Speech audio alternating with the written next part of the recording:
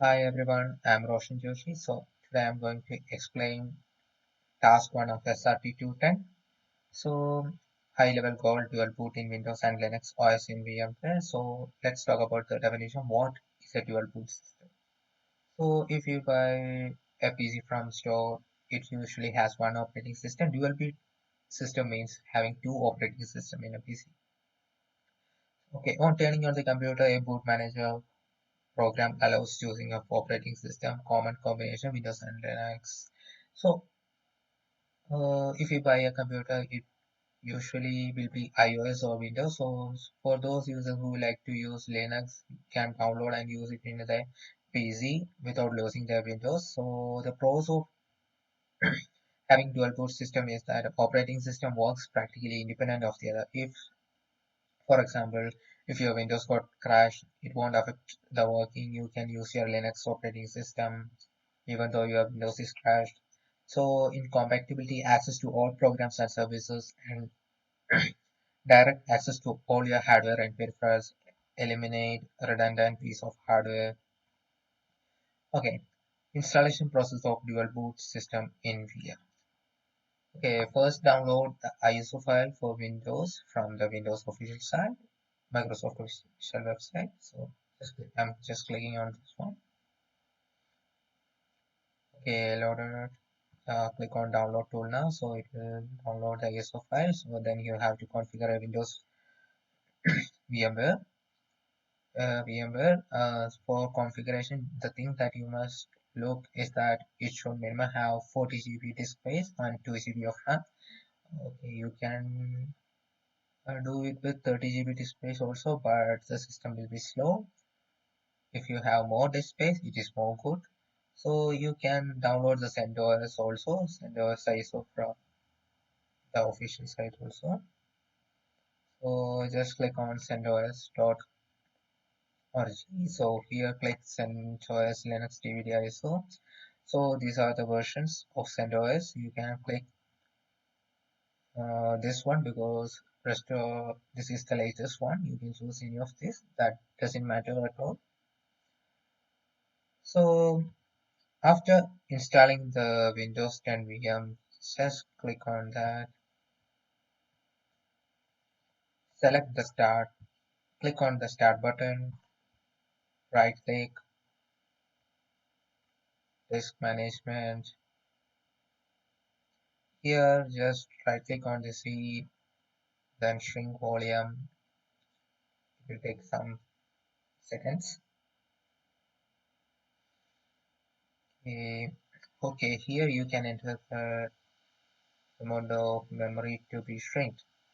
So after I think you must enter 20 GB.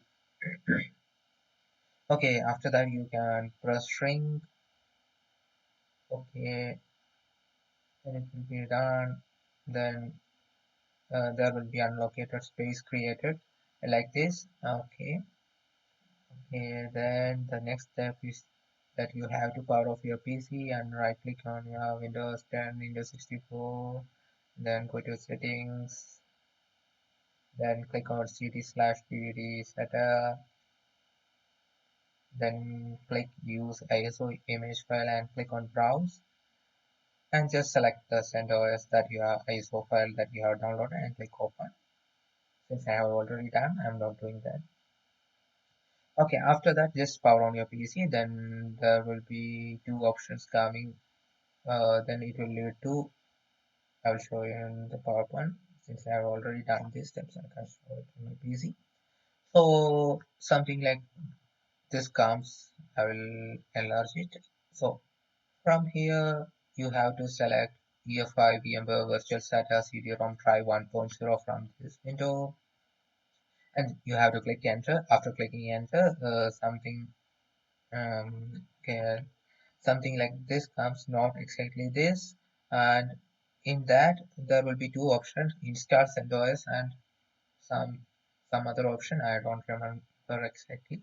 So you can click on the first option and there will be some configuration for installation, such as giving the country and giving the language, some basic steps that you can do by yourself.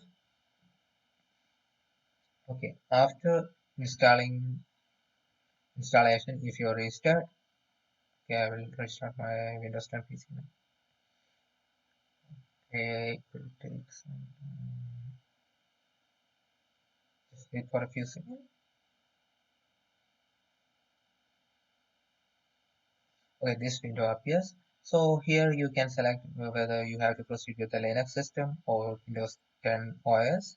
So here, from here you can select which system that you have to proceed with. Okay, if you don't click anything after 5 seconds, it will automatically proceed with the first option. So now I'm proceeding with Windows 10 only.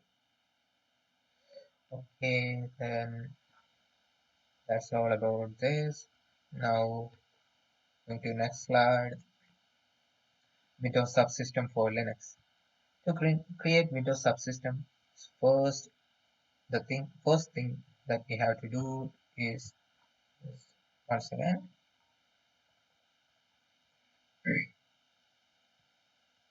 okay, click on Start, then type PowerShell. Okay, here right click PowerShell and choose the option Run as Administrator. Okay, after that click Yes.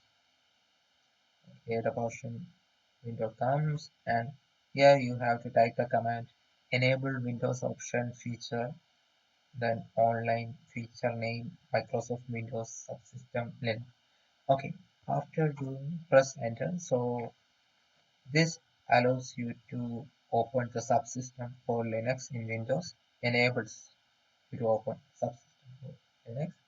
So after this step, you have to restart your PC. Since I have already done, I don't need to restart my PC. I'm closing this. So the next step that you have to do is go to Microsoft, click here, select search Ubuntu. So just select Ubuntu 18.04 LTS. Install that one. So now I'm just launching this one. So when you launch for the first time, it will you have to give your name and give one password for that. So after that, just give the command cd space mnt slash user slash 16479. This is the my username. So to find your username, you just have to go to this PC and C drive program and no users. Here your username will be there. Mine is a number, so I have given that. After that, press enter. Then you will be in your desktop. You can access your desktop from the Linux. Okay, for example, if you create one file, okay, empty file like re.exe, some text file. You press enter, then it will be saved on your screen. Let's check. Okay, re, a plain text is created. This is an empty file, don't have contents. So Windows subsystem for Linux helps you to access the Windows with Linux. You can create files in Windows using the Linux, edit files, all these kind of things can be done from the command line. So going to next slide, okay, explaining this whole area. Okay. Next go to subtask 1, that is boot process. Actually, Windows boot process means powering or turning on the computer. That means that powering or turning on process is actually called boot process, and there are a lot of steps happening while the computer PC is being powered on. So when you switch on the computer, the BIOS first initialized and it does post, that means power on self test. It will test on itself to check whether or hardware is working fine or not, if there are any issues with the hardware or something. So after that, the post routines are part of device pre-boot sequence, and only once they complete successfully is the bootstrap loader code invoked to load an operating system. If everything works fine, only the boot operating system will be loaded. Next, the MBR is accessed. Next comes the bootloader. Okay, after that, the complete kernel is loaded along with the login screen, handing off the control of PC to the OS. Okay, after powering, after the process is completed, the control of the PC will be handed over to the OS. Okay, let's talk about Windows Boot Manager. Windows Boot Manager is a small piece of software loaded from volume boot code that is a part of the volume boot record. It enables you to boot Windows 10, 8 or 7 or Windows Vista operating system. Basically, it enables you to boot. That means if you have two operating system such as Windows 10, Windows 8, it helps you to select uh, which operating system to proceed with. So now next step is how to access Boot Manager. For this, I will show you the steps how to access Boot Manager. Let's go to Windows. Okay, click on Start button. Click Control Panel.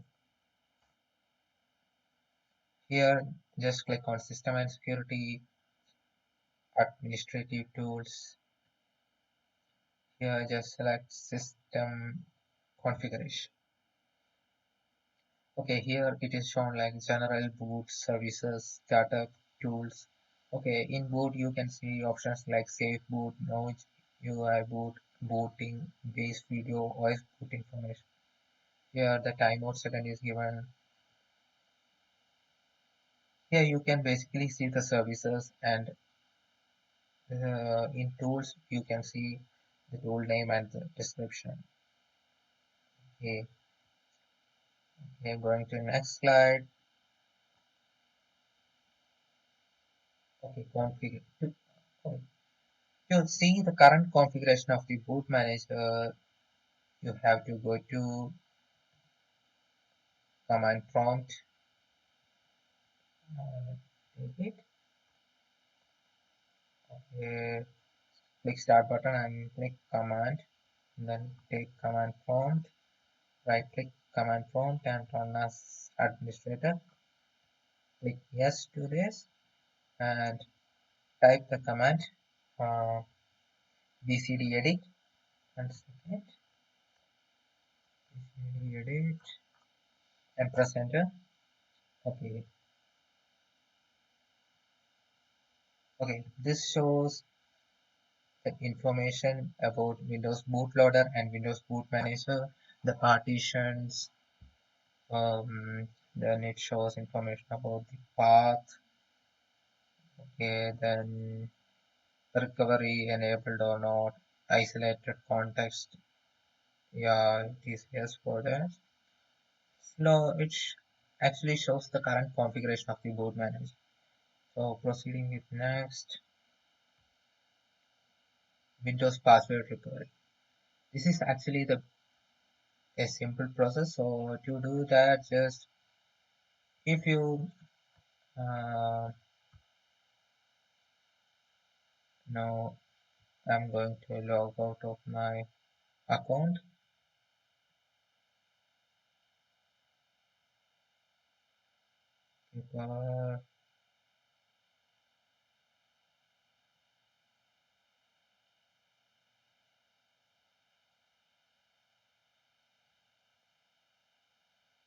Sign out.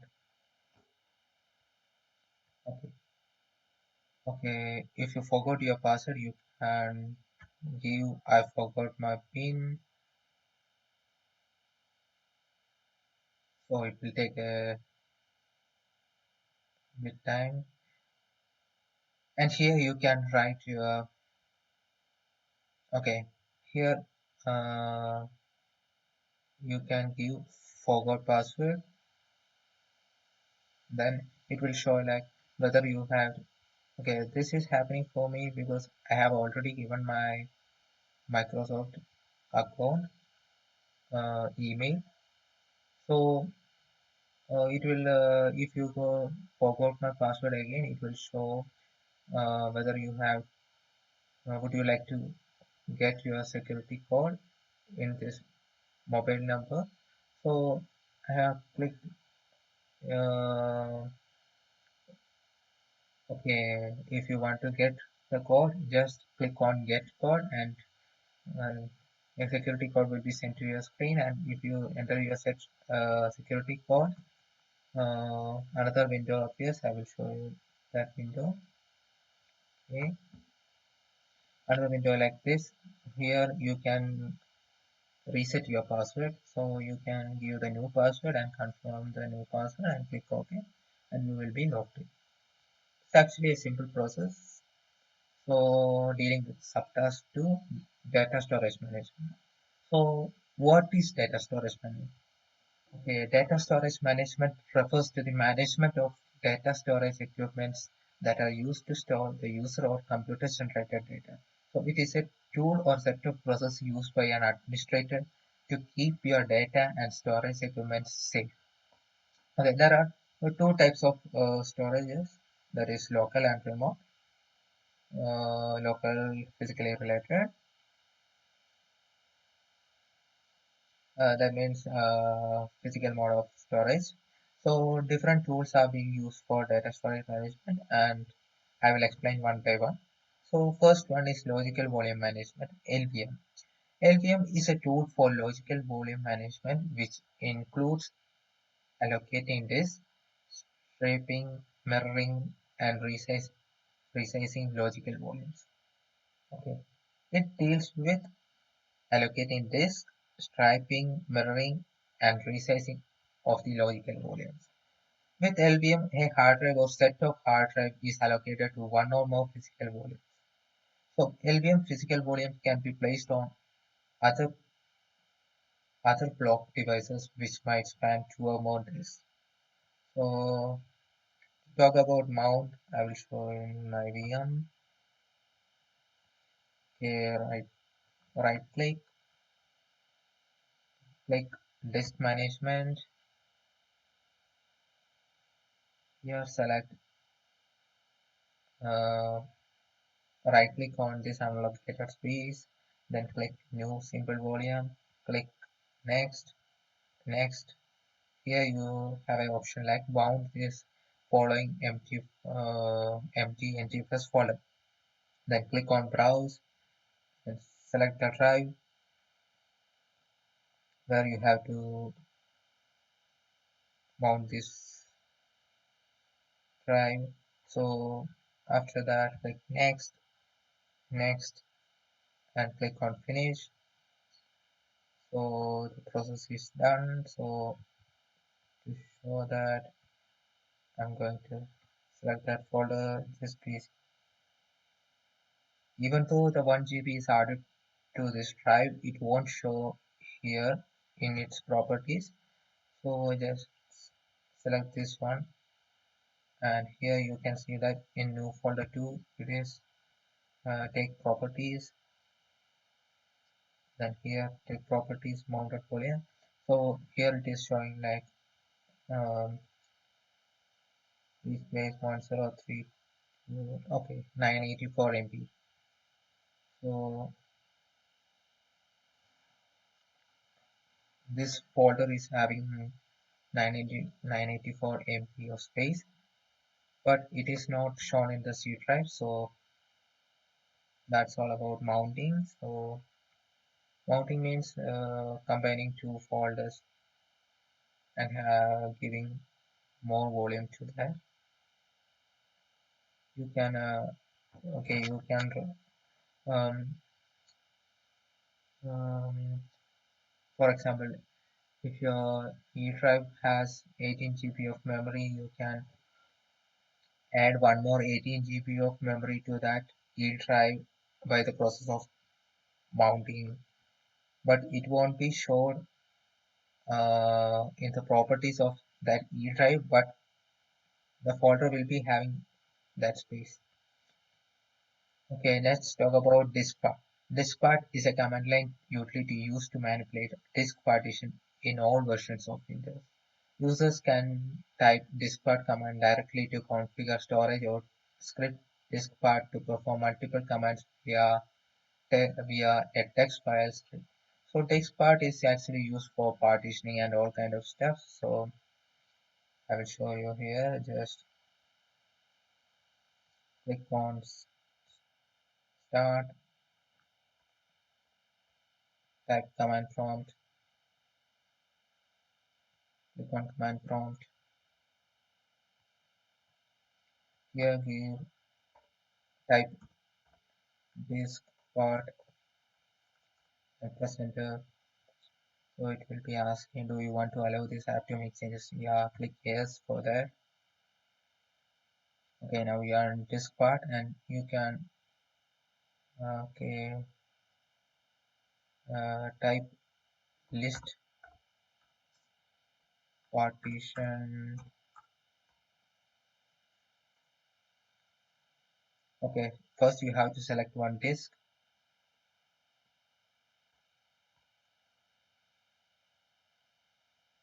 Yeah,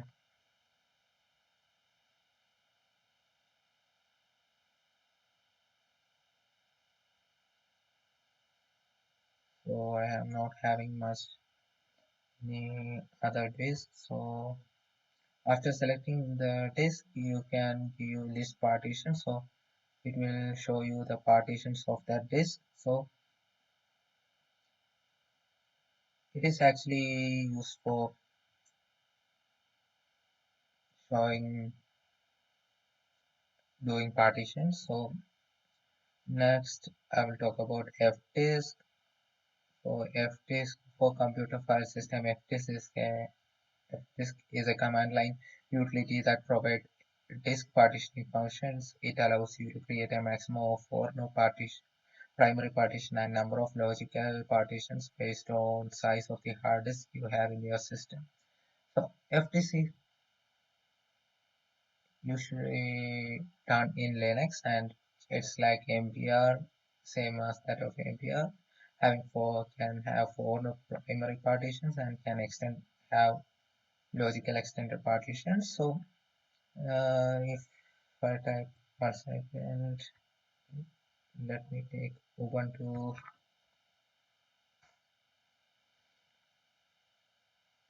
and type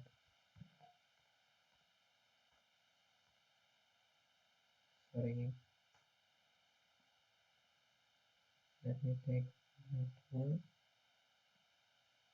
type fdisk,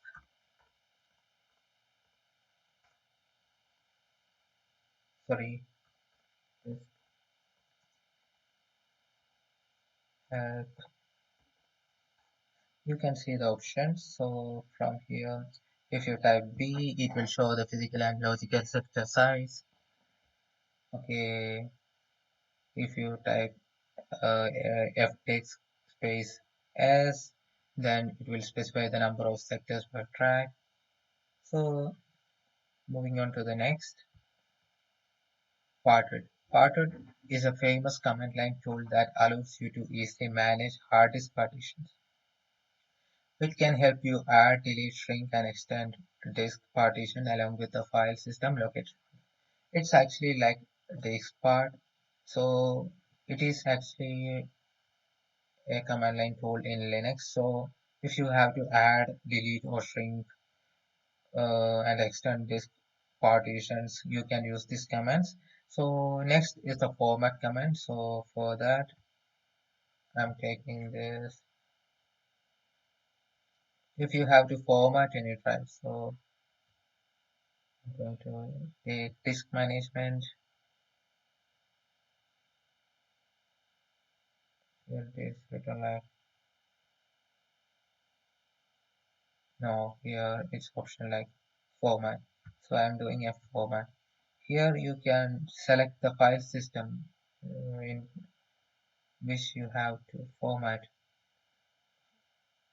So have selected fat. You can have three options: fat, FAT32, and NTFS. Okay, if you give NTFS, proceed, it is formatted. Format actually means deleting the files in that drive, clearing the clearing the drive. So for next is GD. DD is a command line utility for Unix and Unix-like operating system whose primary purpose is to convert and copy files. The primary purpose is to convert and copy files, and its uses are to back up a partition, to back up a CD hard disk, to create CD-ROM backup, and to do a entire hard disk backup. All these functions of GD. So the next one is to undelete files. That means to recover deleted files. So for that you have to download one software called any from the site AnyRecover. If you click on the site on this URL, you will choose that website, and from here you have to click download now, and then you have to install that. So after installing this, I will show it in my VM. Okay, you have to create one file. Okay, in my desktop I think I have one file, or just create any file. Just no, no, any text file. I'm giving. Okay, notepad. In notepad I'm mm, typing something like this. Okay, then saving it.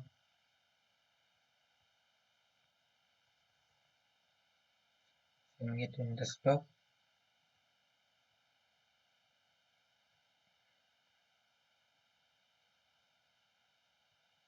Show the file. So now I'm going to delete this file. Okay, I'll take the recycle bin. I'm deleting it from recycle bin also.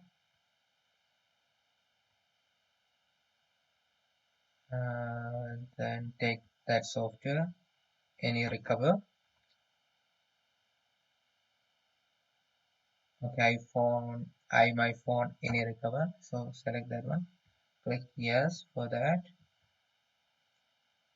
Okay, then it will be loaded. So from here, just click the file location that you delete the file, that is from recycle bin. We have deleted the file from recycle bin. So I have clicked recycle bin and I'm doing start. Then the scan will be done. So this is actually to recover the deleted files that we have deleted from recycle bin too. So let's wait for some second till the scan gets completed. So okay, scan is completed now. I'm clicking OK. All files, other. Okay, it's not showing anything. To recover one file, it should have some content. So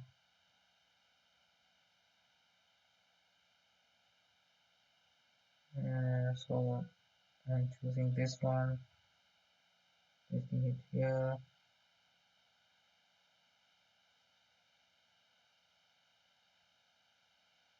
I'm going to paste in two documents. One documents. I'm deleting this file.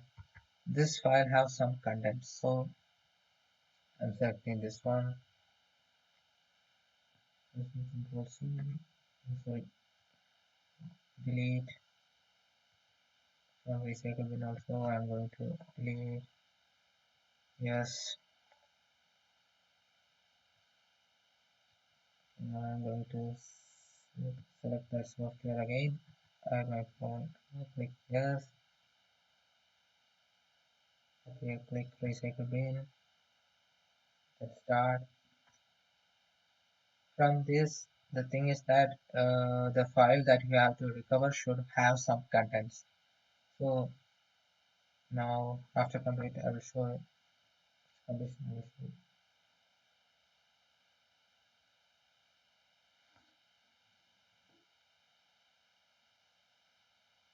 Hmm.